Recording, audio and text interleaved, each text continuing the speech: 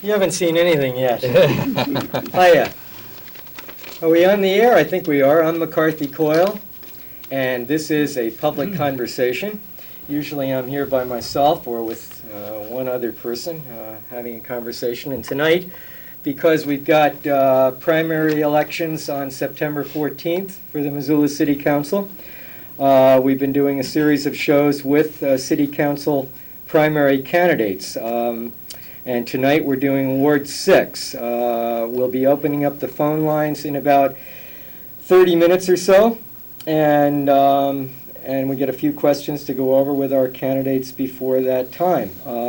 This show will rerun the show, which is live right now, as you speak, as you breathe. Will rerun Monday afternoon at 4 p.m. So anyway. With that, let me do some introductions. Our one woman is Jean Talmadge, Democrat candidate in the 6th District. And then we have what will probably be the Republican candidate from District 6, and that's Ted Dawson. How you doing, Ted? And to my right, Leon Stalcup, and Craig Sweet, and Roy Burdette. And that's our group tonight, and we're going to start by letting everybody tell us a little bit about themselves. So, Jean, why don't we start with you? Well, I was born in Missoula, Montana. I won't say how many years ago, because a woman doesn't have to tell her age. I was raised, I didn't prepare this, but I'll go on anyway, half a block from the Paxson School, attended Sacred Heart High School. I got married very young out of high school, raised my family here, and strange as it may seem, have lived my entire adult life in Ward 6. I have done all my voting in Ward 6. I lived within a 4-block radius of where I live right now in various houses. Needless to say, I love Missoula. I just have thoroughly enjoyed living in Missoula, growing up here and living here. I ran my own business for 17 years, commercial cleaning business, realized I needed some retirement benefits, went to work at the university, and that has been fun. That's been the greatest thing that ever happened to me. I am now the custodial superintendent of facility services, large crew, fun crew, made up of a lot of students, fun people to work with, full-time people also, but it's really a rewarding place to work. I will retire out of the university the December 31st and panicked, literally. What am I going to do with my life? All I've done is work. And several groups of people approached me and said, hey, Jean, run for city council. Go for it. You like Missoula, you like people. Go for it and see what you can do. So here I sit tonight, and hopefully I'll make it through and can do some good for people. Thanks for coming down, Jean. Yeah. And our Republican candidate from District 6, Ted Dawson. Ted, tell us a little bit about yourself. I was born in Great Falls. I graduated from high school in Great Falls. I went to college in Lamona, Iowa, and then a couple of years here at the university, a couple of years in the military in Berlin. I met my wife there, and I put 26 years in with the Boy Scouts. I was one of the 3 charter members for the food bank in the city of Missoula. I worked 33 years for Safeway. I have 4 sons and a daughter, and my wife, a couple of dogs, and 2 goldfish, and a canary.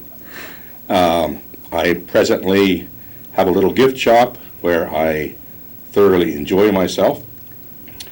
And like Jean, I like living in the city of Missoula, and I feel that people need to assume a degree of responsibility in the community where they live, and because of that, I enjoy being able to run for Ward 6, and I enjoy running as a Republican, and it's challenging. I realize that not too many people in Ward 6 have ever been a Republican, but I enjoy the challenge of that experience. Thanks for coming down, Ted. And Leon Stalcup. I'm 57 years old, and my wife Sharon and I were both born and raised in Montana, and we've lived in Missoula for 33 years. We have 4 grown children, 9 grandchildren, and one of the reasons that I want to run is just like many people, you find that your friends, your children, your grandchildren can't live where they want to live. They have to go someplace to California. I have kids that don't live in Missoula that would like to. And I want to try and make Missoula and Montana a place where our children and our grandchildren can come home and live here and work here where we all want to be. Thanks, Leon. And Craig Sweet. I'm 41 years old. I work at Karis Nursery and own a home and a rental property over in Ward 6. I was educated in Vermont. I have a bachelor's degree in environmental studies and business management. I attended graduate school here at the university in rural planning and didn't finish that program. I've been politically involved with the Missoula County Democrats for, on and off for the last 10 years, most recently as the chairperson last year. And my main reason for running is I do feel we have a real special thing in Missoula. The quality of life here is very unique. And it's funny, Lance was saying how his kids have to leave. Have left, and he has children in California. It's funny how the people in California want to come here because we do have something special. And I would like to see Missoula be a more affordable place to live, and so that our kids can stay here and that we can all stay here and enjoy what makes Western Montana a very special place to live. Thanks. And Roy Burdette. I've been here a long time, and I was raised in the Bitterroot, and I was darn glad to come down here and get a job working with my uncle. Before World War II, we were digging and helping build houses, which in those days could be built for under $5,000. Of course, those houses were generally 2 bedrooms and no special dining room. They had a little thing they called a dinette in those days. Anyway, from that point, we progressed to 3 years in World War II, mostly Central Pacific, and then I bounced around and worked for the usual, I think, the White Pine, Bonner Lumber, and then after a layoff, I went down and was hired as a policeman, but didn't work a day. I found out there was a vacancy at the fire station, and I was hired there and enjoyed the job very, very much. And I spent 29 years there, and the last 10 years as training officer. And for the health enthusiasts, I would tell you we burned 59 buildings and 1 mill. And we burned these by request. We burned them partly as a relocation project for the highway, building the new freeway. And it was a great experience, and it's a great health thing. And I think maybe the health addicts are going just a bit too far when they say you can't burn a house because you put smoke in the city. Doggone it, the Forest Service screws up on these practice burns. Even as wet as it's been this year, they've had practice burns that have gotten out of control. Now, I think that it's a good thing. It gives you, the firemen get equal to about 1 or 2 years total experience for the whole darn fire department just out of burning one house, because you start that thing in one room and you burn it down several times theoretically, and the realism is terrific. Then I have enjoyed volunteer work in Missoula muscular dystrophy for many, many years, and the people cooperated very well. And in those days, Montana had nobody on the payroll for muscular dystrophy, and I was very proud to be part of a do-gooder cause that didn't throw all the money into planning and that sort of thing. The money went right where we thought it belonged. I was on MMHR, Missoula Mineral Human Resources, representing the city, and got to know some of the problems rather intimately. And for the last 16 years, I've been on the cemetery, cemetery board, and it's been a pleasure to work with those people and the city council. And I advocate and hope that we'll have continued better and better cooperation between city and county governments. Thanks, Roy. We'll go to the first of the two questions that I had asked everyone to consider before they came down. And so we'll start again with Jean. Jean, could you tell us what's on your mind? In other words, if you were elected to get through the primary and were successful in the primary and then were successful in defeating this gentleman here, what do you want to accomplish on city? What do you want to accomplish on city council? I mean, what are your prime goals?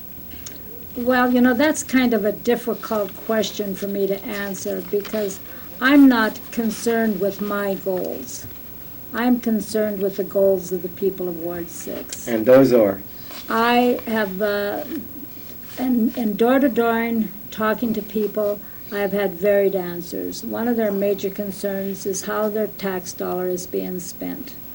I was surprised that the taxes in themselves don't concern them as much as how the dollar is spent. They're very, very concerned about zoning. That seems to be a major issue. I have encountered a lot of people that want more things for youth, more things for young people in Missoula. That seems to be a major concern, at least to the homes that I have visited in. To answer that to any larger extent is difficult for me because I am not going into office or seeking the office to further anything that I want. I'm going into it to further the interest and the concerns of the people in Ward 6. I want to truly represent people. I want to be responsive to their needs and their wants. I think sometimes elected officials forget why they were elected, not for themselves, but for what they can do for the people that elected them. So at this time, it's difficult for me to really say any more than that. I need to do more contact with people. I've had a lot of phone calls, some not too good, as we discussed earlier, but I do want to respond to these people. Let me just ask you this. In terms of, you're saying it's not so much the tax dollar as to how it's spent. In terms of what you've heard so far, what would you say, and looking at the city budget and stuff like that, where are some of the areas that you would make different decisions or different choices? I don't think I would make any different decisions at this particular time until more people responded to me and how they would like those decisions made. Okay. And zoning, or in terms of Ward 6, what's the concern Well, there? it isn't only zoning in Missoula, it's zoning Missoula and Missoula County. And of course, that's getting into consolidation, of which I would like to speak at length on. All right. But that is another major concern. Okay, great. And Ted, your goals for the service on City Council? One of the things that's quite prevalent in Ward 6 is the irrigation ditch. This afternoon, the Health Department looked at it. Next Monday evening, the City Council will look at it. And then in September, they will make a recommendation vote. The irrigation ditch has created some serious problems. There have been quite a few deaths because of the irrigation. The board is not in favor of covering it up. A lot of the control is to the state. So the City Council has the right and the option of voting this as a menace to the city, making it possible to possibly do away with the irrigation ditch. And as a possible representative of Ward 6, I would be in favor of closing up the ditch. There are possibilities.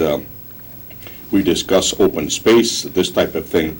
The thought that it would make an excellent bicycle path, something like this. I realize the problems of those who have commercial use, but it appears that Missoula has become more than just a farming community, almost as a metropolitan city, and the ditch needs to be eliminated. Secondly, we have just finished a very complimentary week with the fairgrounds. In the process of observing the fairgrounds, something bothered me. On one side we have South Avenue, on the other side we have Russell. And if you came in or left the fairgrounds, and if you didn't get run over, you were very fortunate. The cars are backed up very seriously, and there are many, many people dashing across the Russell at their own risk, and in my estimation, the crossing of the street from the fairgrounds is as bad or worse than the irrigation ditch.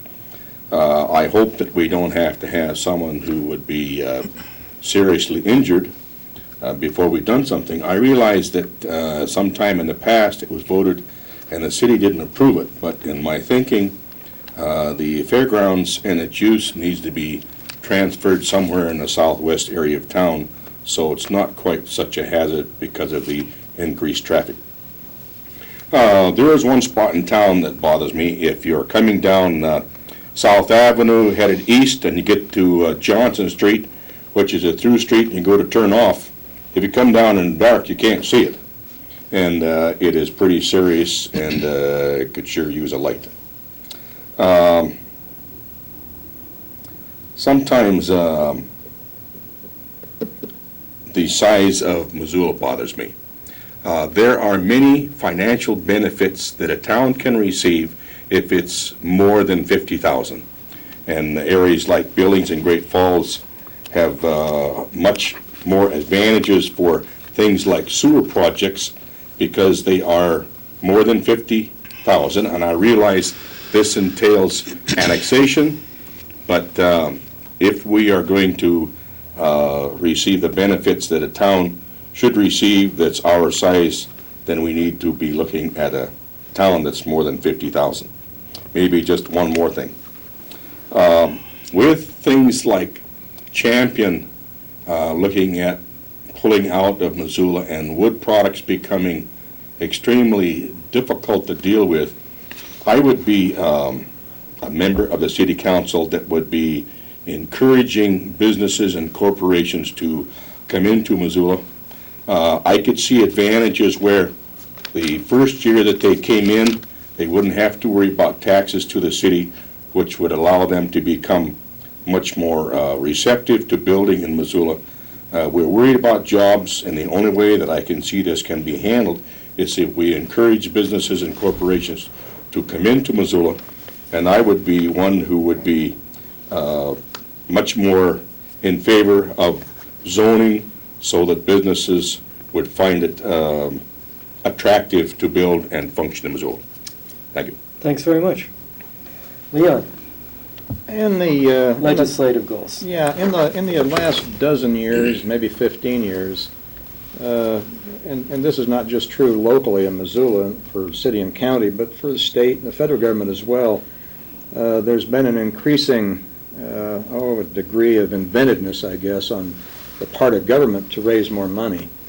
I'd like to begin to have us begin to think about, rather than figure out inventive ways to raise money, to begin to be inventive on more creative ways to do the same thing, spending less money. For instance, some of the things that the other two people have talked about, Gene and Ted. For probably about 15 years, I've been interested in creating service districts, and Could you the explain creation that? of a service district. What you do is you have a boundary commission appointed, and that commission would be like a blue ribbon commission. It would determine where the service district lines would be, say for police or fire. The urban police department should be the urban police department. It shouldn't be county. Then where the line is an artificial line, make it the city. About 30% of the budget for the sheriff comes from the city residents. And the last time that I checked, I talked to an officer just last week, I guess it was, and he said since he'd been on the force in 4 years, there hadn't been a half a dozen calls. And that costs us $500,000 a year to get those one call a year. We ought to begin to look at service districts. We ought to look at consolidating. Why do we have 2 road departments? There are any number of things that we could do. Frankly, we've not done any of them, and I'd devote an extraordinary amount of time to trying to get that done. I think, as everybody knows, there's going to be the constitutional mandate for looking at the reformulation or asking the people if they want to reformulate their government this next year. I am a strong supporter of that. I think that we should consolidate, but there are a lot of things we could do prior to that, and we don't have to wait for it. Ted mentioned one thing that's somewhat interesting, and that's the 50,000 SMSA designation. That gives you revenue sharing. It seems to me that if you take a look at the federal budget, they don't have a lot of revenue to share anymore, so that Missoula's been chasing that apple, revenue sharing, for a number of years, and they've always been just below the cutoff line. And the cutoff line is going to be going to substantially more than 50,000.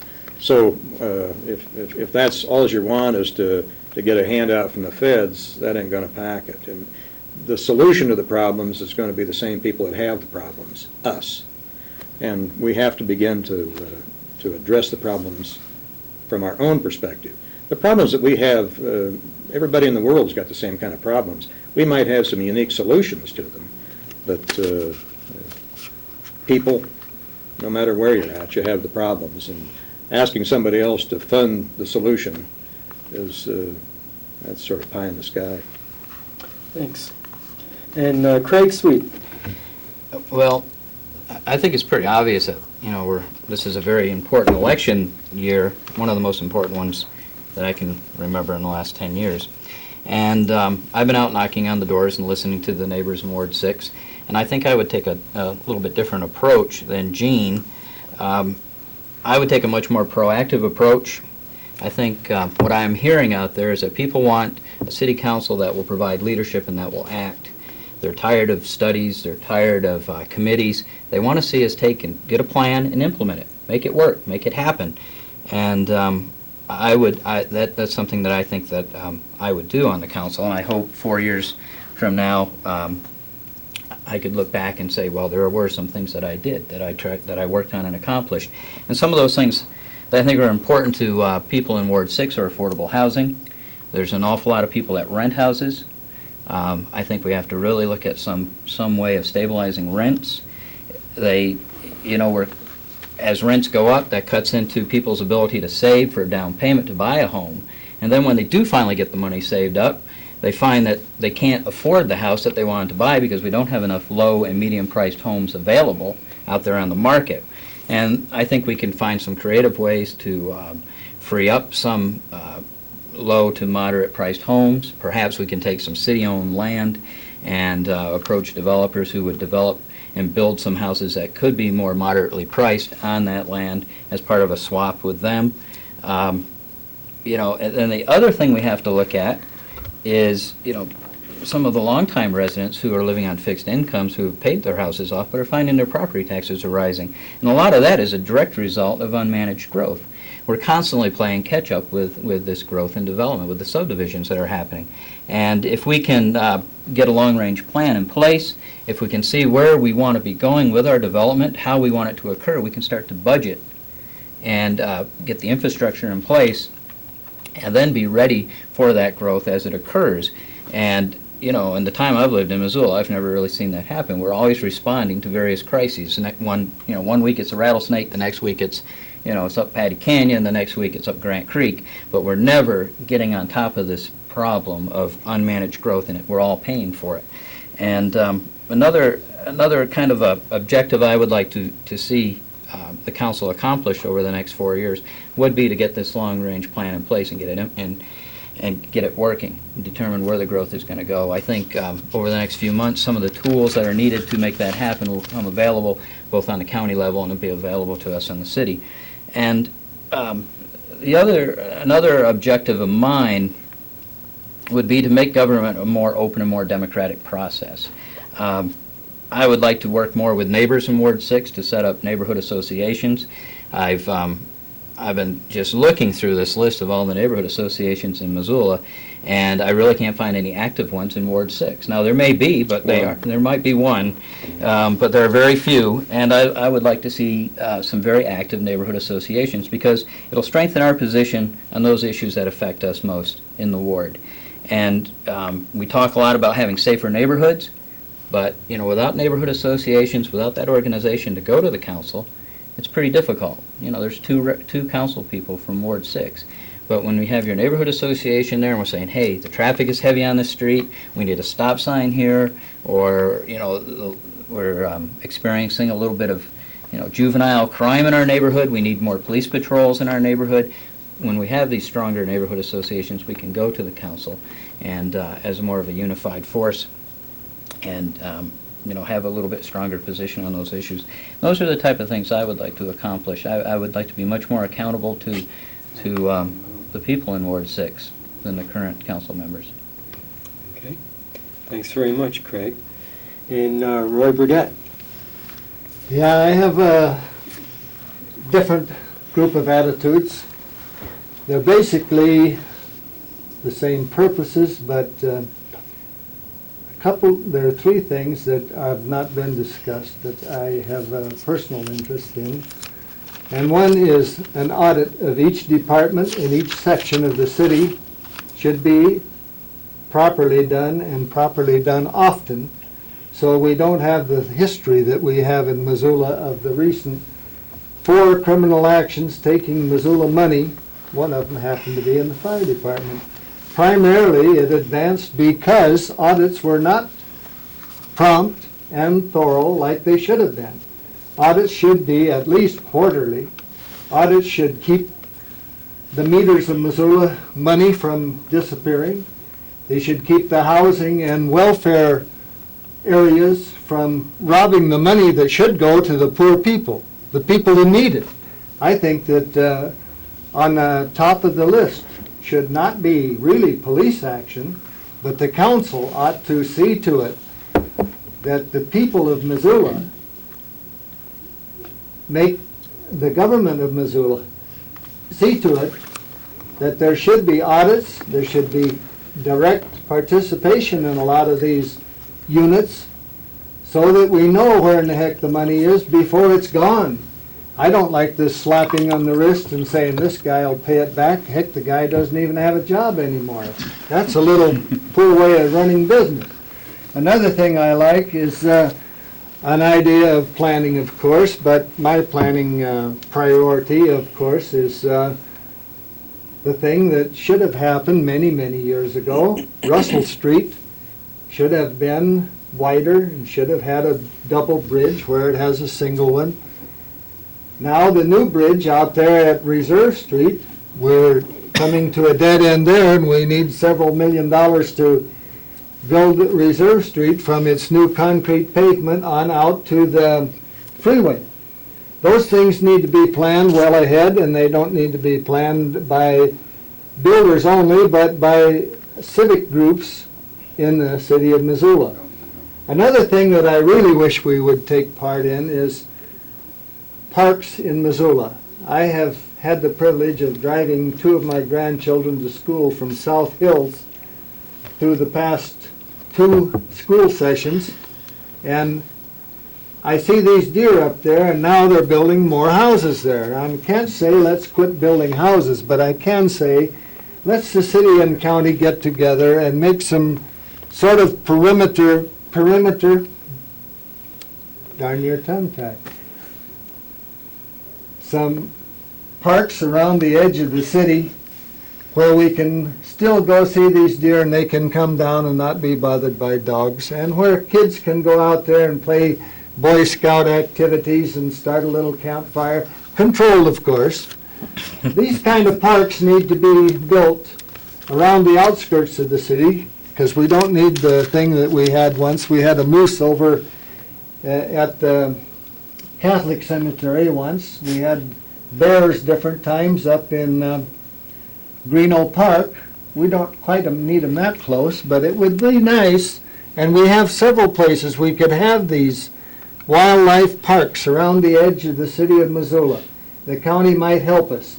And one place where my wife and some of my relatives have seen and counted 100 deer, 99 deer, and so forth, is out here beyond the water tank at Fort Missoula. You look out towards the brush in the Bitterroot River there way before it runs into the Clark Fork or converges with it.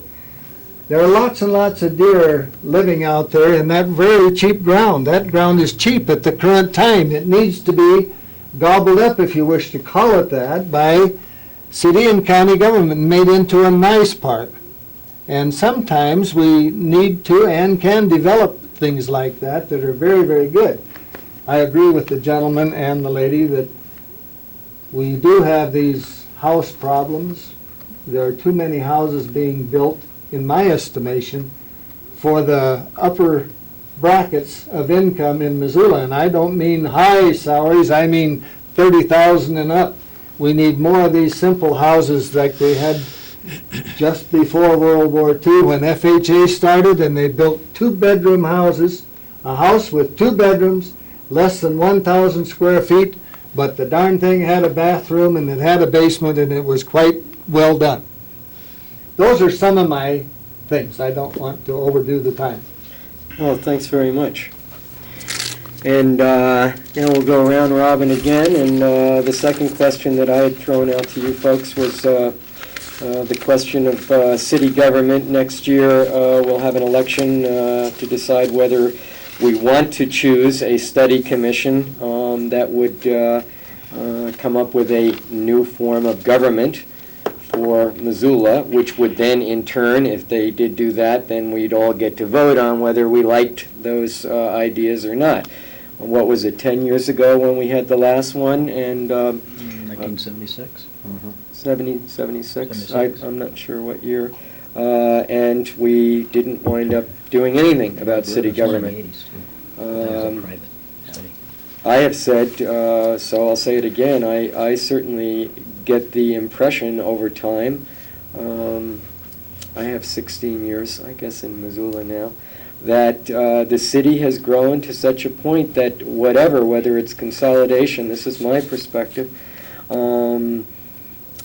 that the city council, as it's designed now, certainly seems overloaded with work and assignments and studies and committees and so forth and so on. So that's my perspective. I don't think it seems to be working as efficiently as it might. But let me turn that over to you, Jean, and give us some of your perspective on the question of city government. Well, I think consolidation would be very difficult to implement in Missoula. I think that we would have... When you're talking about, are we all agreed that by consolidation we mean consolidating the city and county governments? I think that there would be real turf battles fought. Hopefully, if implemented, consolidation would be done in an efficient manner and somehow done in a way that would serve the public and protect the public from those politically astute, powerful people that exist in Missoula. I believe consolidation, as I said before, would not be simple, but I think it's really worth doing, and I would support it. As the county and city government currently exist, there is too much overlap, there's too much duplication, and there's too many dollars wasted. I don't think this is a model that we need to keep going on. I think there's too much duplication in law enforcement, fire protection, personnel departments, engineering and surveying departments, different regulators for municipal and individual SERS, separate planning departments, and separate budgeting departments. I think these are examples of duplications of services where savings could be made, if only in administration, if no place else. I don't pretend to be an expert on consolidation. I haven't studied it long enough to really to really know what's going on, but that is my belief. I think that we need to have one county-wide government that implements the regulations, and especially in zoning. I think zoning is crucial in Missoula. I really believe that. I think that we would eliminate some of the problems we have with the businesses moving just outside of the city limits to avoid some of the city environmental regulations and that sort of thing. I think it's time to quit planning. I think we need to carry out some of the plans that we've paid for paid some of our good tax dollars for. I think that it's time to implement some of these plannings. Somebody mentioned the rattlesnake. How many years did that go on? For 2 years. Nobody would say, hey, let's go with what we got, let's do what we have to do, let's implement something. Nothing was done. This was the fault not only of the people living in the rattlesnake, but the city council. Everybody seemed afraid to make a firm stand. I think people in Missoula are willing to live with certain standards, but I think we have to be fair about them. I think if they're good for one part of the city, they should be good for another. And Ward 6 is what I call a working man's ward. I don't think there's been enough responsive representation for that particular ward in Missoula. I don't think anybody's listened to them because they're not the powerful, influential people. But I think it's time we took a look at Ward 6 and did what we could do. So I am definitely in favor of consolidation. Thanks. Before we go on with Ted Dawson, I want to remind the audience that you're watching a public conversation. I'm McCarthy Coyle, and our guests are the candidates for the City Council from Ward 6. And we'll be opening up the phone lines in another few minutes, but we're continuing our round robin on the question of local government, local city government. Is it effective? Do we need any changes? Ted Dawson. I always have a problem with the phrase "working man." Well, that's what we are. Most of the Republicans that I know are there a half hour early and leave a half hour late, and are there Saturday and Sunday doing the bookwork and cleaning up, so I'm not sure what that word means. Looking at consolidation, well, an interesting thing happens. Our fire departments and our fire districts realize they have to cooperate. Our city police and our sheriff department realize they have to cooperate. All of a sudden, in the last week, school district number 1 and our high school board sees they have to cooperate. The city and the county, they have to cooperate, but we're a little bit afraid because we're not quite sure who is going to lose power if we consolidate. And everyone is afraid that I will lose some of my power and the other person will get most of it. I guess we have to take a chance. It appears that consolidation from everyone's standpoint is going to be very, very beneficial. And so we need to try it a little bit, and each person has to give a little bit. And I would say that from what we're doing and the town and all, there would definitely be an asset, both from financial abilities and working together. I definitely think that consolidation is an asset, and it appears to me that eventually it will have to be. Thanks. Well, it sounds like two solid proponents of city-county consolidation in some form. Leon, where are you on this? Well, I think each of us has to pose a question to yourself. How much government do we have and how much can we afford? And I personally have come to the conclusion that perhaps we have one layer too much. And so I'd come down on the side of consolidation. Everybody's mentioned all of the things: police, fire, street departments, the administrative side. The city in Missoula is what's legally termed a weak mayor system. It means the mayor can't hire or fire city officials, and doesn't have budget authority. The city council does. And yet, there, for instance, last year the budget was $250,000. And we still have to have a city administrative officer. Something that you very seldom hear about, but it seems to me there's a lot of potential here as well. The city and the county both have self-insurance programs for the health insurance for their employees. Why do we have two of them? Why don't they join in with the schools and all do it together? If you look at your tax bill, about 25% of your tax bill is the city. Probably about 55% is the schools, and what's left over is the county. And a substantial portion of the money that's used for people is for health care. The city and the county individually have saved thousands and hundreds of thousands of dollars by self-insuring. They ought to make the system bigger by going together on that, and also getting the school involved as well. Huge potential. All of those kind of things, that's just part of that thing where all of us as individuals in the last 10 years have had to change the way that we viewed the world and the way that we did things. Most of us in our business dealings have had to change, make big changes.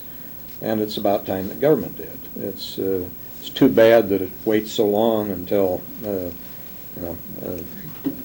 long fuse of tax revolt has been burning for a long time in Missoula, and it's burning much more rapidly now than it was.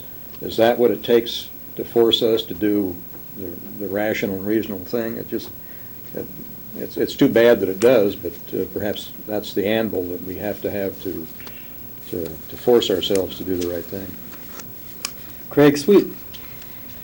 Well, I guess I can continue to make this somewhat unanimous. I myself feel that we do have to set up the review committee to look at our form of government here in the city and how we can make it work better. I think, we're going to be able to save money in some areas, perhaps in the administrative areas. I think it may cost us more money in other areas, and then that's to be expected. I think if you have an afternoon shift and there's 6 city police officers on duty and there's 3 county sheriff officers on duty, just because we've consolidated, I don't think, we're going to cut those numbers any. There'll still be 9 officers on duty because there's a large area to patrol. From a standpoint of managing growth and long-range planning, I think it'll make things a lot easier to have the consolidation. And probably over the long run, it'll save everyone money, and they should see their taxes go down some. I think in the interim, though, we have to look at the way the city council is run and how our city government is run and how efficient it's run. And just looking at the council, I can see there are areas where it is run pretty inefficiently. As an example, they hold most of their committee meetings in the afternoon. Some are held at 12 noon, some are at 2 in the afternoon, 3 in the afternoon. Makes it very difficult for someone who holds a full-time job to attend those meetings, either to bring public comment before the committees or to serve on the council. And believe me, it's in my life, it's going to be a bit of a sacrifice. I'll have to leave work early to attend those meetings on a couple days a week. Mm-hmm. I'll do everything I can do to get the meetings held later in the afternoon or even in the early evening. But I do think, in terms of city-county relationships now, a lot can be accomplished through informal meetings, not through, formal study groups or formal committees, but through the informal meetings. Looking at areas that we have common interest in, how we can work out our problems, going back to our respective county commissions and city councils and trying to work those plans out, and to bring them to fruition. And that takes some leadership. And I think this city-county consolidation is going to take a tremendous amount of leadership. It will not be easy. It has to be sold to a lot of different people. There's a lot of people, as Mr. Dawson said, when you talk about power, and when you do talk about power, the only people that ever end up losing generally are the people. And, it's going to be a tough one to sell, but I think it can be done with good leadership. Thanks. And Roy Burdette. Well, I would say, as usual, I'm a little bit different. I would agree a little bit with city-county consolidation, but Butte has it now, and I think that they are still ironing out certain aspects of it. And I think that that's a problem that needs a pretty complete study, not to be done in 3 months or 6 months or even a year. I think city-county consolidation has its real merit if it's done and done well. But I would like to remind people that beings I went to work back when Missoula had 3 commissions for the government. 3 commissioners. Hold, please. There was a police commissioner and the street commissioner and the mayor being the 3rd commissioner. That was under Mrs. Gregory. She was a very efficient and hardworking lady, and I think she did the city a lot of good, and I think people who remember her would think that. Then we went through other forms of government. Primarily, we went to the council form of government, And then the council got a little study and they decided we're going to have a manager. So we went to Hopkins, Minnesota, and we got a manager that was all kinds of credit, and they had searched America for this wonderful manager, and we got him here, and he was terrible. Now, there's no two ways about it. He was no good. So, what did we do? We used him until he splattered oil all over people's cars and misbehaved greatly and did a lot of mismanagement. And then we wrote him a letter of recommendation to Ogden, Utah. Now, I don't like that kind of politics. I don't like it a bit. The next guy we got was the same sort of a critter. He was a darn poor manager, and I'll be damned if we didn't write him a darn good letter of recommendation from our city to the next place, no matter what it might be. Now, this is a fact. We all know it. It happened. Those things shouldn't happen. We don't need to bounce around and look for a new form of government.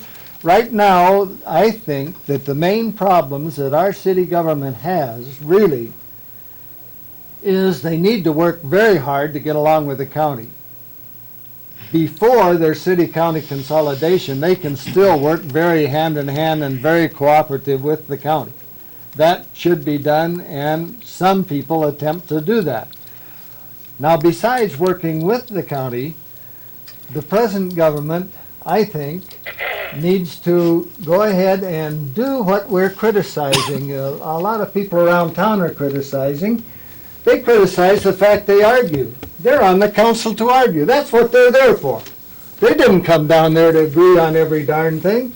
I think it's wonderful that they have open discussions, that people come in from all over Missoula with their beefs, even the doggone, there must be a better word, transient bums when I was growing up, but anyway, they got to sleep in the park where people are having picnics and where people fear for their children.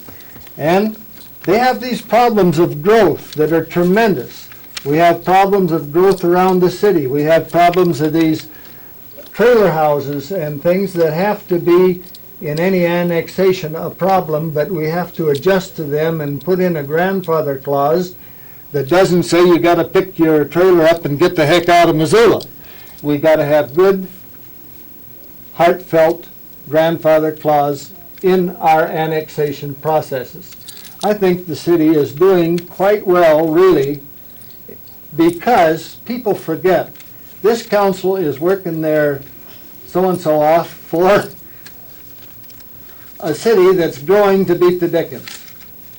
It's really growing fast for the size it was. Percentage-wise, it's growing like the dickens. It's not growing like Billings, but it's growing percentage-wise like Billings. And I really have sympathy for the county government and the city government, but I would hope that instead of a quick study and a boy, we got all the answers type decision, I would hope that city-county consolidation would proceed with a lot of knowledge, a lot of input from a lot of places, and especially from the leaders of the community, both from the council and from the county commissioners. Thank you. Thanks. Poor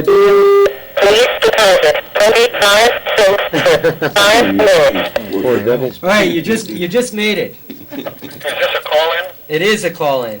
I don't have a television set. Is this a tape recording of a No, this is you're recording from the 60s or 70s? no, you're live. You're live on the air. If you can't hear the. Okay, I just heard something. I didn't know if it was a tape recording from past generations. Is there Mr. Stalk up there with you? Yes. Yeah, I have a question for Mr. Stalkup. Mr. Stalkup, there's a perceived conflict of interest involved in your running insofar as you are a former MLA member and seem to have some real estate connections here in the midst of this real estate feeding frenzy which has just been described. At a meeting not long ago, you said, in response to former Mayor Bob Lovegrove's suggestion that we refrain from spending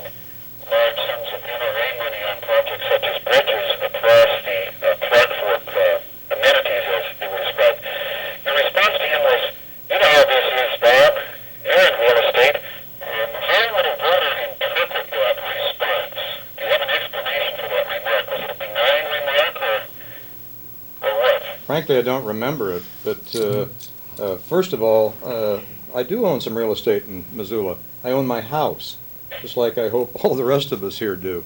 I don't own any other property in Missoula.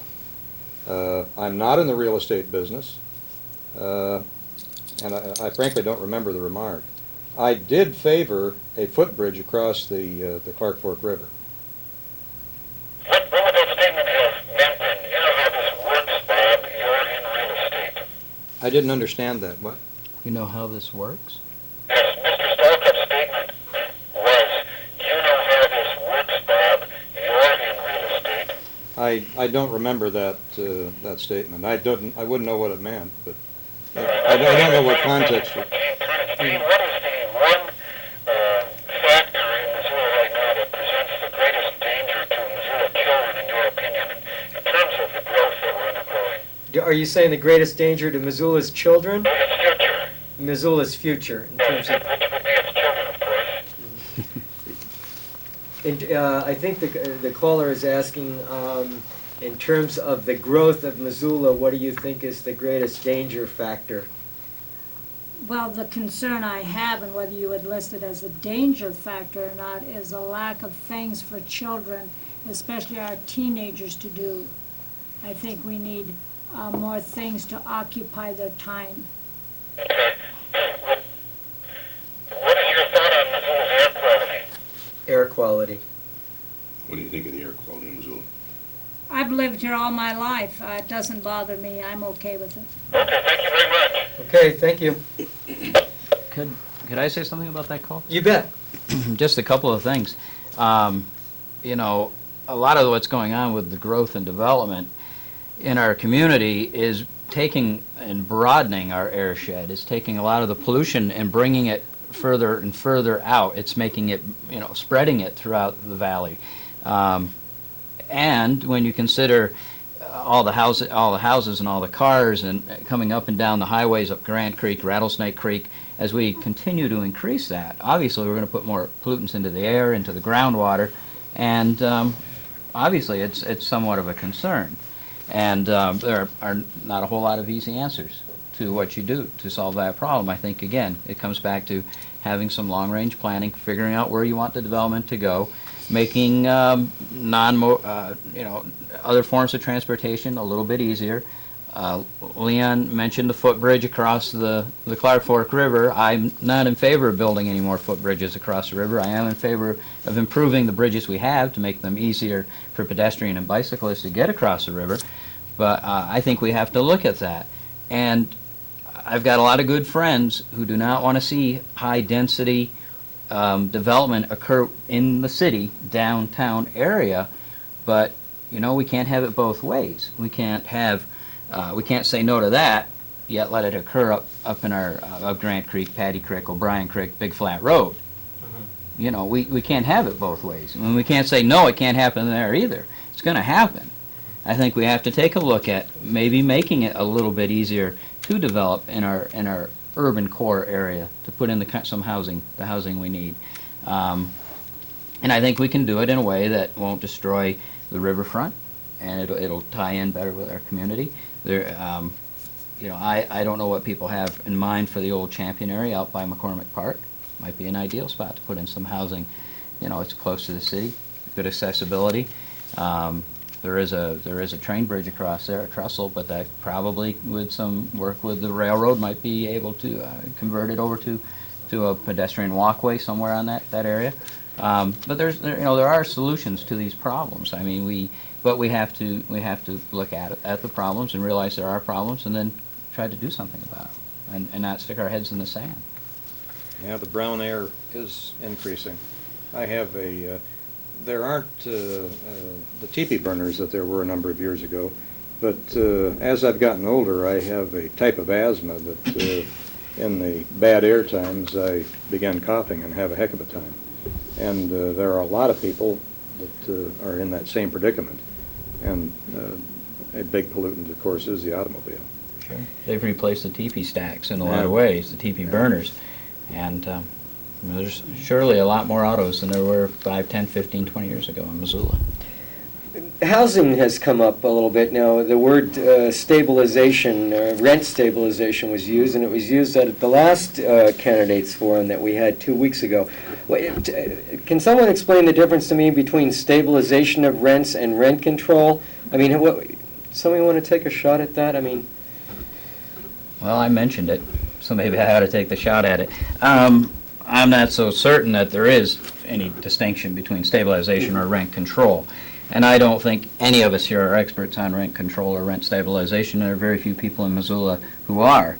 But essentially, we have to do something that will make it easier for people to save some money, to get their down payments, to buy a home.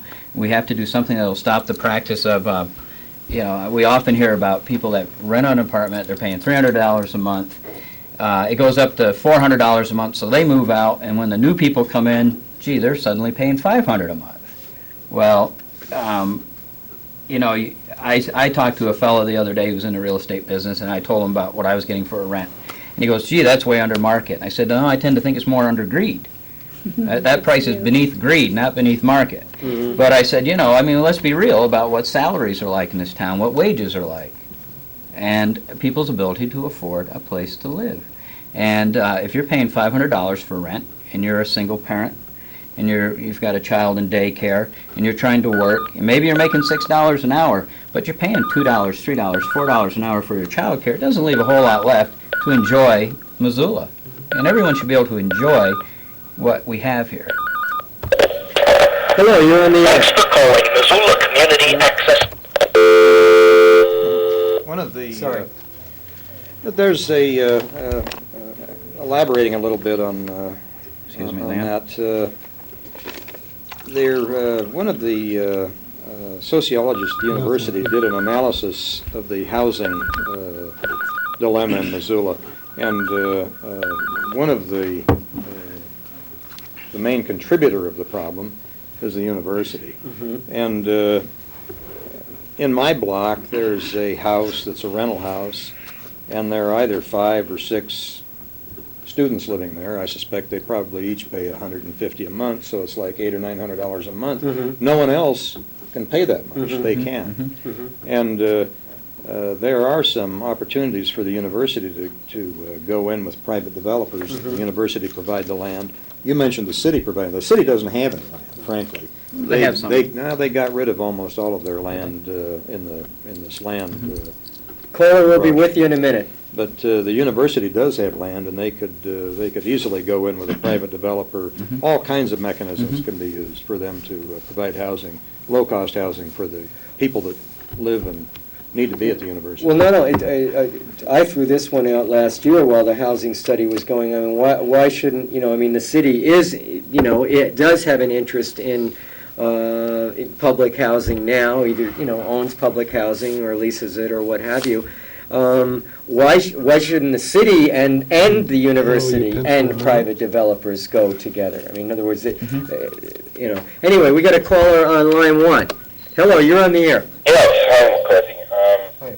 I have sort of a moderate preamble for a relatively short question that I'd like each of the candidates to answer.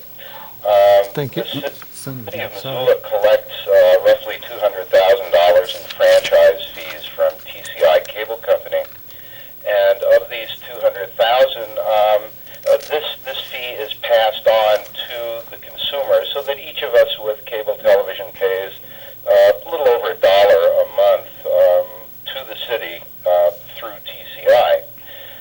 Right now, there is a minority on the city council who would like to see most of this fee go to enhance the cable television service of those people who pay the fee. And there is a majority on the city council who want to see most of this fee put into the general fund and essentially serve as sort of a special tax on cable subscribers. I would like to have an opinion from each of the candidates as to how they would like to see this money spent, whether it would be on enhancing cable services or simply put into the general fund. And I'll hang up and listen to the answers. Thank you. Thank you. Up for grabs. I haven't had a TV on for 7 months, so I'm the wrong one to ask. I think that Sorry. any money of that nature should go into the general fund. What do they get now, $100,000, is it, McCarthy? You mean in terms of the public access facility that Yeah, we're using yeah, for now? him. I think it's somewhere around 100 grand, yeah. 100 grand. That's an interesting question. The franchise fee was worked out a number of years ago.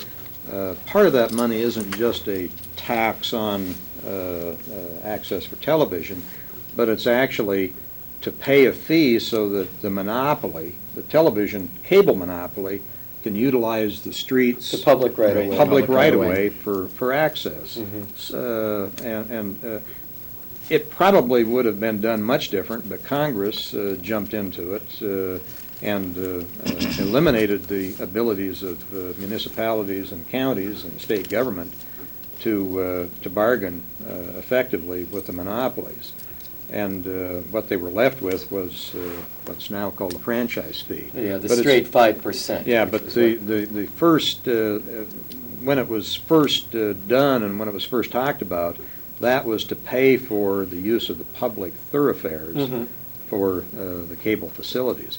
I'd be in support of some small increase. It's outrageous to think that somebody would go from 100,000 to 200,000 now. That's, no other budget, in my knowledge, would ever be accelerated that rapidly. I'm sorry, Leon, so what you're saying is that you are, Well, the city. you would see, The city you'd asked like for to keep proposals. things more or less as they are. As they are, Yeah. perhaps a small increase. The city requested for proposals. Mhm. My understanding was they got a response, and they accepted the response, and then they didn't like the price that the response had. I haven't, I haven't looked at it closely, but they, I think that's, that's it right there. They didn't accept that response, nor did they really negotiate.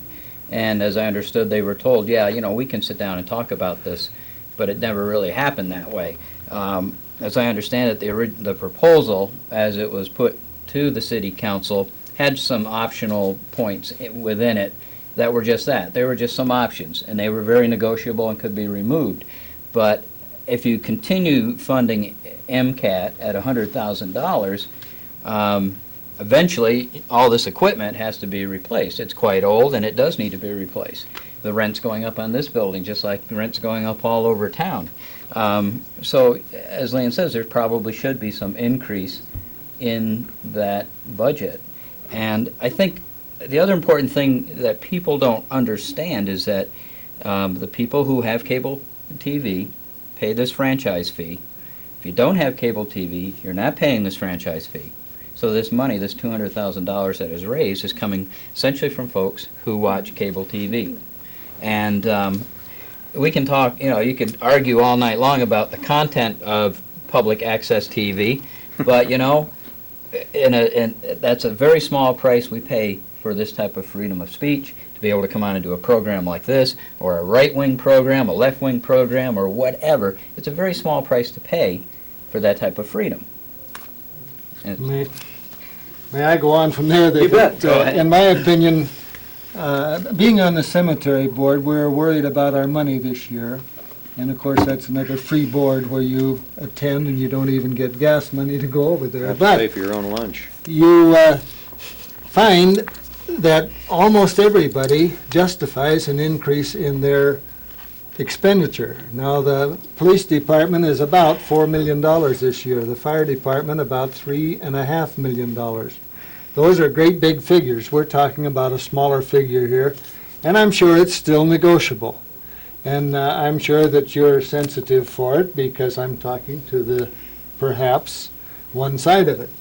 However, I wanted to say something about this rental deal. I think we're getting in way over our heads. I think we're trying to push the city into doing things the city cannot do. Now, I had to write down Craighead and Sisson. I sometimes forget the names of those two halls. They were built by a good investor here in the university campus, and they were built for low rental for students and student families. Beyond that, there's another big area that was built the same way. Now that is a federal project support that goes into the investor not having to pay any tax on his investment, the fellows who built Craighead and Sisson. That's a tax-free deal, and that's why they put their money into it and supposedly build it at a reduced price. Now, that sort of thing is a federal thing. So when we get wound up here and talk about what the city is going to do to alleviate the housing project or problem, I think we're a little out of step. The real thing the city needs to be ready to do, and I think they're trying, but they need to always try a little harder. The city needs to get in on every possible federal and state program that is of benefit to the taxpayers of the city of Missoula. So this is my idea of the housing situation. And back to MCAT, I'm sure that's still negotiable. It's a small part of the overall budget, and both the county and city governments are up in the air right now as far as a final budget. Even though it's adopted, it's adjustable. And under state law, there's a law that says, basically it says this: unforeseen circumstances will allow adjustment in budgets. And they tell you they can't change, but they can under certain stressful situations. Thank you. McCarthy, Yeah. is that, they're putting this back out for bid, I understand. So it is not negotiable at this point. Apparently not. There's I've been encountering this week a lot of dismal faces in terms of. I do have I should speak to that. I do have a particular interest in public access television. It is unique and special. There is no place in this country. There is not any newspaper. There is not any radio station, whether it's commercial or public.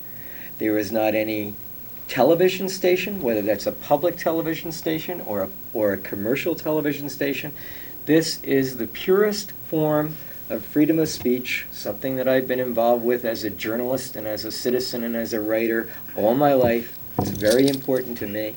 I think it's very important to the country and to the community. This is the only place in which no one says, you can't be on here. You can't say that. And so I detect over a period of time in the city of Missoula, speaking to, my very great interest in public access television, that there are people on the city council now that somehow are afraid of or are intimidated by the idea that there is no gatekeeper. There is no one to say, no, we don't want that religion show on the air, or we don't want we don't want the atheists on the air, or we don't want McCarthy on the air. I mean, who is ever ox that they want to gore. So I do have grave concerns about that. That the issue really is not about money, but it has to do with content and so Controls. yes. So I will. It's never been any secret to the community of Missoula. There's been no secret in terms of how strongly I feel, and that in my 15 years of working on various telecommunications issues, that it is of great importance to many, many, many, many people. As well as another thing, and we'll try and wrap this up as far as cable TV is concerned, and that is now we've got, the Congress last year passed a re-regulation of the cable industry. And it was the first George Bush veto that the Congress ever overcame, because Republicans and Democrats all over the country were hearing from consumers, from Ward 6, from Ward 4, from Ward 2, from the wards like yours all over the country. And again, I'm hearing from City Council, they're saying, oh, rate regulation. I mean, in other words, I've said to different people on City Council, I'll go out and walk your ward with you and find out whether your consumers want to pay more for cable television, or do they want a little rollback. I said, I won't prejudge it, but do you want to? I'll walk your district with you. So, but again, you know, I mean, you're getting people on city council saying, "Oh, this is, you know," instead of saying, "Wait a minute, you've got the authority. Do you want to use it?" Yeah, sure. I'm not saying it's easy. It's like, you know, anything else, housing or police, the fire department, or consolidation. It's not a simple matter to regulate rates, but the consumers are certainly concerned about them. And so when I get this kind of, see this knee-jerk response as, you know, rate regulation, you know, as if it was like some monster from the Far East, yeah, I get ticked off. I say, use your authority, and don't prejudge it, and say, turn to your consumers, turn to your constituents, and say, do you want to pay more for cable television, or do you want me to use my authority to help you pay less? And go from there. I want to go. Oh, I want to just ask you. You mentioned. Did you mention earlier the question of moving the fairgrounds? Yeah. Right. Yeah, because that's come up over the years. Several years ago, they voted on it like everything else, it money, so they said no. But Ward 6 has been talking about the irrigation ditch, and they're really up in arms. Well, when I go to the fairgrounds, the irrigation ditch looks pretty minor. And if you happen to have stood in the main gate coming off across Russell, Right. I mean to tell you, you got 30, 40 people crossing the street at the same time. Right. It's 9 or 10 at night, it's dark. There's 15 cars lined up on both sides. There's no light, there's no patrolman, there's nothing, Oh. and it's catch, can. That's true, Ted, but let's say that they talk Alrighty. about moving it to the airport, and then it's 11 o'clock at night at the airport, and you still have people that have to get to their cars, and you still have the traffic getting out. I live 3.5 blocks from the fairgrounds, Okay? and I live right across the street from McLeod Park. It's a week out of the year.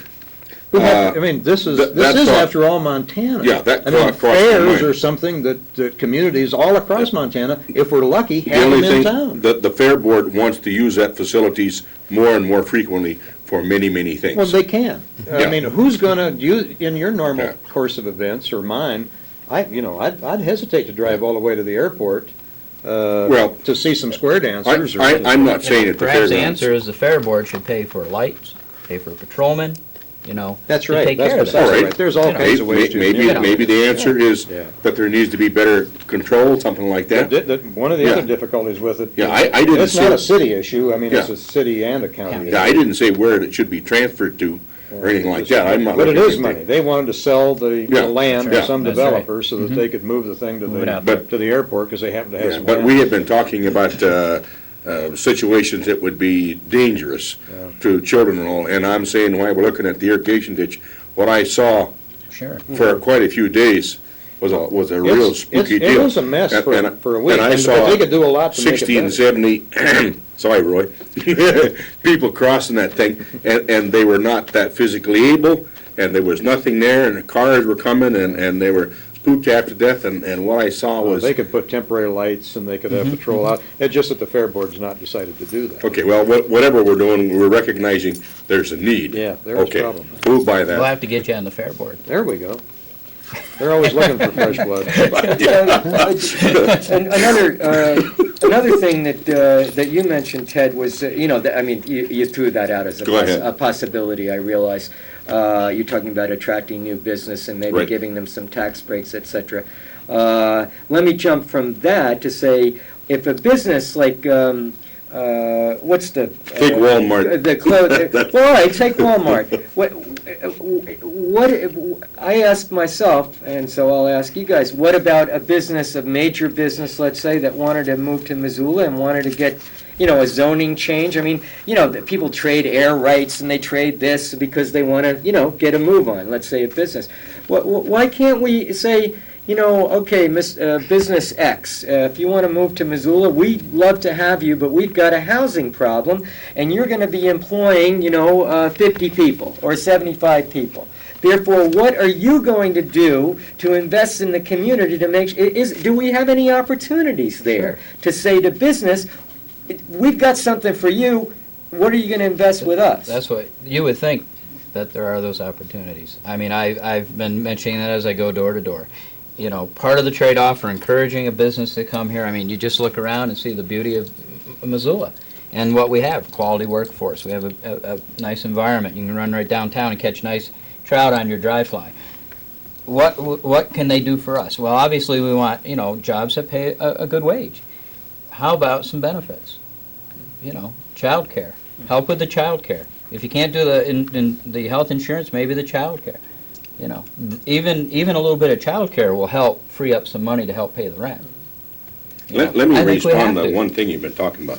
You've been talking a bit about controlled rent. There's another side of the coin. The fellow's called landlord. Mhm. And we have people who have found out that I can live for 4 months before they kick me out. So that means I get 4 months for rent for free. And I misuse the property. Montana Power gives me through the winter for free. So when we start talking about rent controls, we need to be sure that our controls are fair to both sides. We don't want the people who are renting to misuse and then skedaddle overnight. Sure. And so I'm always concerned about the fact that we're fair to both sides. And the rent controls, to me, need to be fair on both sides. The same with business coming into town. With the many job opportunities that we are in need of and our changing times and timber is questionable, I think we need to encourage businesses to come in. But naturally, it has to be of such that it complements the community, and we want that definitely to happen, absolutely. Probably stepped on a hornet's nest. Hello, you're on the air. Good evening. How you doing, McCarthy? All right. I'd like to, Mr. Dawson spoke of something here just at this precise moment about rent and landlords and such. With your concern about rent controls, sir, mightn't you concern yourself as well with the specific duties of of both parties? That is, landlords to tenants and tenants to landlords. In my situation, I will not name names. I will not, and I will not, for purposes of privacy, not identify myself necessarily. That's okay. We know who you are. Go for it. Who I am. In my situation, I have had some degree of difficulty in the past. I have lived in the same place for many years, but I have had some difficulty in the past with the reticence of my landlord to perform, to live up to the stated law duties as regards tenants and landlords. Montana state law says landlords should do as 1, 2, 3. Montana state law says tenants should do 1, 2, 3. Now, I was wondering, is that part of the mix? Is that what you know? Exactly. You Rent bet. control might be a good thing. It may very well be a good thing. But So that each party treats the other party fairly and with due respect, With due and respect. neither person tries to take advantage of the other. That absolutely. Absolutely. betcha. And it's the other reason that I mentioned this is because I happen to be on a fixed income, and it is a little bit difficult to assume. I live in a rather old house as well, an 83-year-old house, and at times when systems break down, like for instance, I've had many troubles with with this ancient plumbing in this house, and it is extremely difficult for me, living on a fixed income, to spend hard cash to hire a plumber. Whereas I feel in this particular case, in this particular situation, landlord should assume all expenses regarding my plumbing and not make me pay for it, or at least be reasonable and negotiate. I just, Yeah, I would agree. In most cases, the plumbing fixtures should be part of the landlord. However, there are tenants who will plug up the sewer system repeatedly, but for the normal maintenance of the facilities, I would say that's the landlord's responsibility, yeah. what we're finding though more and more in Missoula is that a lot of property is being bought up by out-of-state people, turned over to property management organizations to run the property. And I bet you these people buying the property do not know have no profile of what, what it is to be a Missoulian in terms of what jobs are available, what pay's like, what your utilities are like, or just what is involved. I mean, they're in Seattle, they're in California, they're in Texas, or wherever they are, and hey, this is a good opportunity, buy some rental property in Montana and charge a good rent and make the money without any concern for whether there's the ability to make the payments. You're absolutely right. The caller is right too. There has to be this mutual respect. And regarding any kind of rent stabilization or rent control or whatever you want to call it, it's going to take a lot of education. It's not going to happen with a wave of a wand. It's going to take a citywide vote, maybe a countywide vote, depending on where the need is. But it will take a lot of educating both sides, landlords as well as renters, as to what this means. And it doesn't mean that your rent is forever frozen at $400 or $450. In many cities where it's been most effective, there is a built-in allowance for as your property taxes go up, your sewer taxes go up, your school taxes or whatever go up, the rent goes up. We have a cost of living clause. Cost of living, exactly. Covers everybody, and it'll cover your rent as well as your wages and everything else, Yeah, Rent control hasn't been very effective wherever it's used. Oftentimes, Well- the economic studies that have been done on it, and there are tons Well, of them. that's not totally true. No, it's not totally true. But I said in most Yeah. places it causes economic difficulties in that it's cheaper to insure the building and catch it on fire. That's what happens in most places, and they get out of the rent control. Yeah, because So you that's have to exactly spread what it. we I think in some larger urban areas that may be the case. But in towns of the size of Missoula, smaller college towns, it can be a very effective tool. McCarthy, Yes. I'd like to ask you a question about a topic you were speaking of a few moments ago, and I don't mean to mix up this program or mess up your order or what your running order and discussion here. But I did want to ask you about an issue that you brought up a minute ago about the city and county budgets being non-negotiable regarding MCAT. Where does that put MCAT then in that case? If you say that the city is saying they're going to stand firm and say, no, we're not going to allow it, we will not provide for MCAT. Well, frankly, I'd like to, since I talk about that issue, I didn't talk about the non-negotiating, by the way. I understand that. There was another person on your panel did mention that. Well, I appreciate the question. I talk about that issue quite a bit when I'm not doing political candidate shows. Right. And so I think it would be unfair to our candidates for me to belabor that. Absolutely. I enjoy your show, and I'll hang up and listen for the rest of the evening. Thanks Thank a lot. Well, everyone knows I think it's a very There's important something- issue. But, yeah, go ahead. There's something beyond our candidacy, really, that I'd like to mention. You bet. When I was in grade school, and that's years ago, we had a thing called usury interest we discussed. And there were usury... That must have been a heck of a grade school to Yeah. usury interest. We had an 8th grade teacher who glittered. Her name was Metcalf. Anyway, the idea was usury limits were on interest to be paid. And I don't know when that disappeared from the scene. But it's too bad we don't reinstall it, and nationally, because obviously the poor city can't do it. But really, we do need usury rates, because these poor people of the new generations are buying houses now at a low interest rate, but they're buying the stinkers on 30-year loans in most cases, some 25-year loans, and very few 20s. And in the process of the contracts they're usually buying, these rents are adjustable, extremely adjustable, and they can go clear up to 15 or 20%. I think that therein, in this inflation, lies one of the grandest, terrible problems of the financing from city, county, clear to the federal.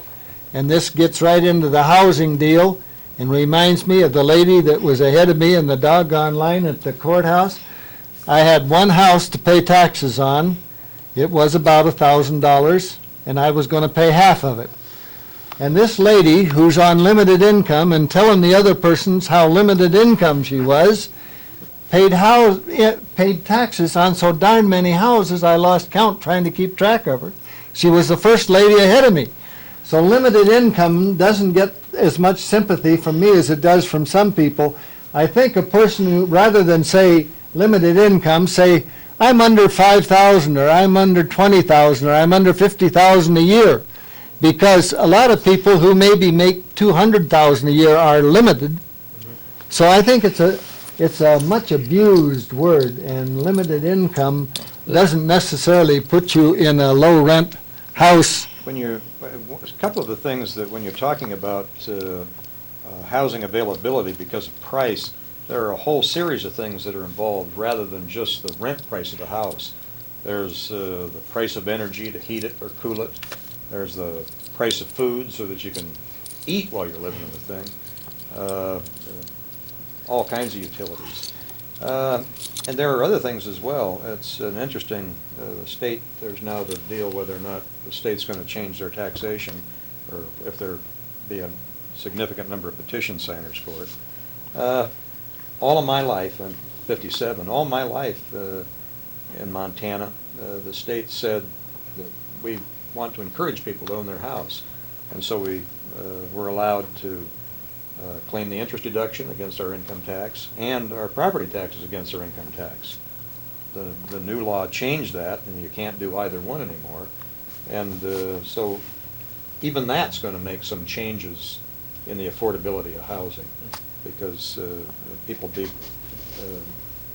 take just that much more money to build your own or buy your own house, because you won't get any of those returns back that you once did. I would like to bring up one issue on housing other than rental. And what I'm hearing is from the older people who have been in a home for 20 and 30 years, who planned, their retirement, planned on their taxes being X number of dollars, and now all at once they're skyrocketing, and they can't afford to stay in these houses. That's precisely why we have to begin to worry about not how much more money we can get to run governmental services, but how we can do a better job in controlling those costs. I think that this is one problem, though, that really has to be addressed, Oh, yeah, because sure. I It's talked the to more crucial than one. one person that said, I have to sell and move. I'm moving Sure. up to my children's, I'm moving here or there. It's the saddest thing in the world Really? when government forces people out of their own house. Yes. And these people never planned on selling. They didn't want to Didn't make want big to. bucks. They wanted to live their life out in this home. It seemed, in responding to that, viscerally, I hear that, and yet sometimes, and I hear issues like this come before the council, and then I get the feeling over the years that the council will get cold feet, and they say, well, but if we tried to do anything in that regard, it's too radical, it's too extreme. Well, one of the difficulties is it shows the limitations of the taxing system in Montana, in that we have a tremendous reliance on property taxes. The schools, city government, county government, entirely property taxes. In schools, probably about 60% is property. I think you should realize that the city budget that was approved a couple of weeks ago does not basically have any increase in it. No, very little. The only increase you're going to have is going to basically be in your school system.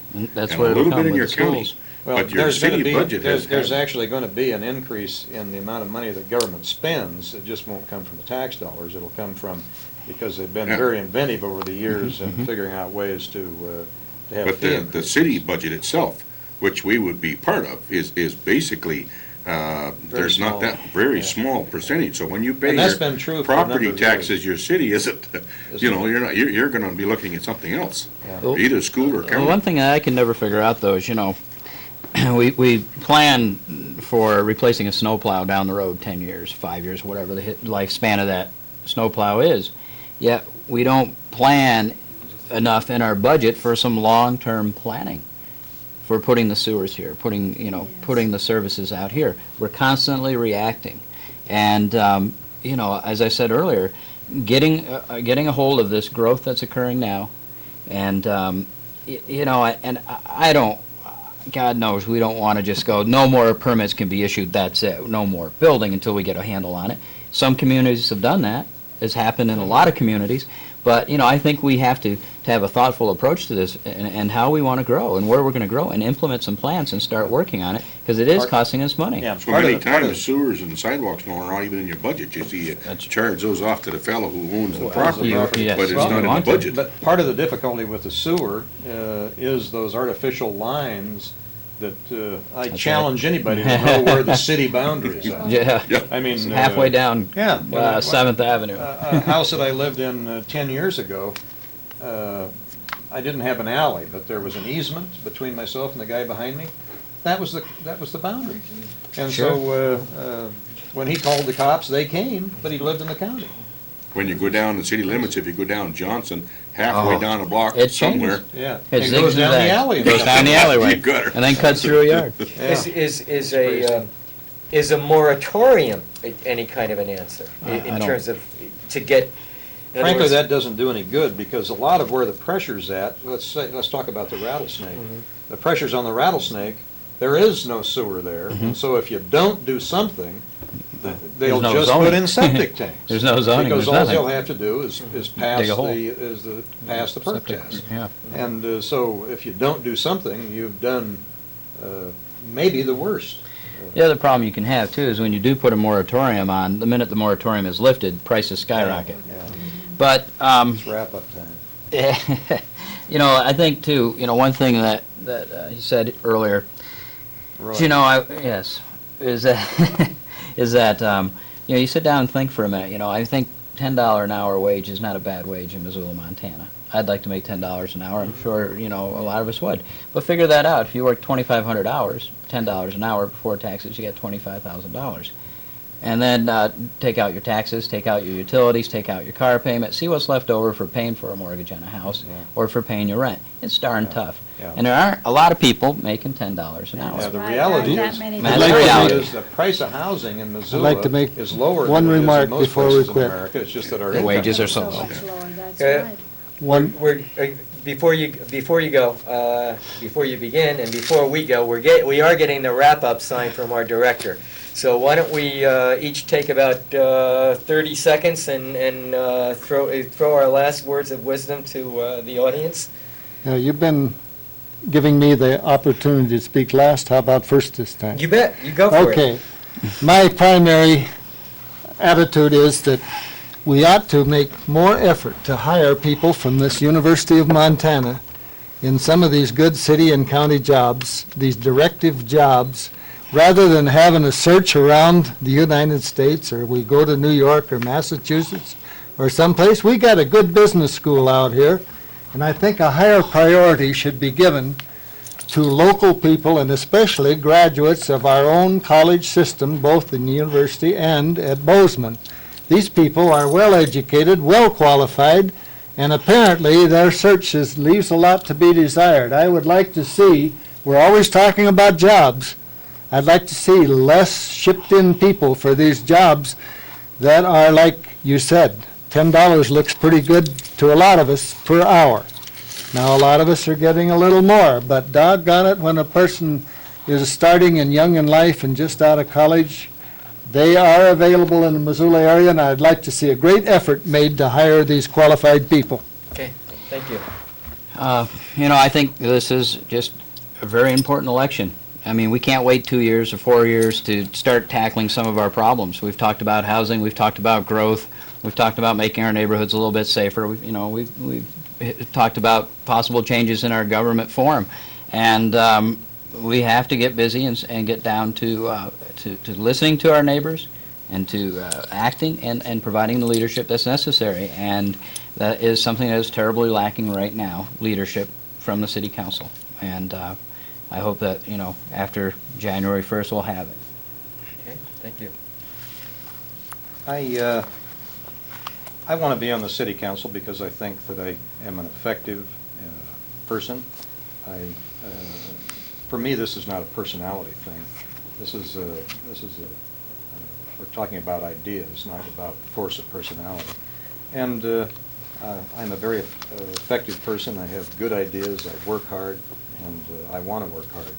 I've been involved in this community, heavily involved in this community for 30 years. I've been in almost every civic organization and group that you can think of.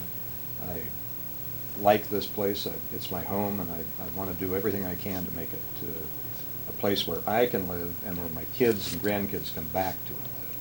Thanks. Yourself, sir? The Missoula is very important to me. I realize that I'm a Republican, and I also realize that it would be a strange experience to have Ward 6 as a Republican. But my answer is really very, very simple. I believe that you should vote for the person and the value of that person. Notice that says person, not women. My answer would be that if elected, I am interested in representing every person to the best of my ability in Ward 6, regardless of whatever your political party is or your status in life. That has to be, in my opinion, the most important thing. So my answer is I would appreciate your vote and your support. And if I'm elected as a Republican in Ward 6, it'll sure be a change, if nothing else. Thank you kindly. Thank you. And Jean, you're the last now. Well, it was interesting to see we all have one thing in common here tonight. We all love Missoula, and we want to make it a better place to live, or as good a place as it's been in the past. And I'm glad to have met all of you tonight.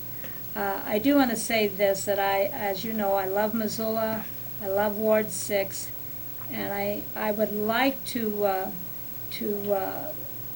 guard against being stuck in the past where I lived and where I was, and to help Missoula grow into the future, but grow in a healthy way. Thanks very much. And you've been watching a public conversation, and I certainly really greatly appreciate all of you taking the time to come down. I've learned a little bit from about each of you, and it's been a good conversation. So thanks very much, and thanks for tuning into Missoula Community Access Television. I'm McCarthy Coyle, and this is a public conversation. Good night, everybody. Thanks, McCarthy. Thank you. Yeah. Nice to meet you. Yeah, it was Good seeing you again. We're getting off. Good seeing you.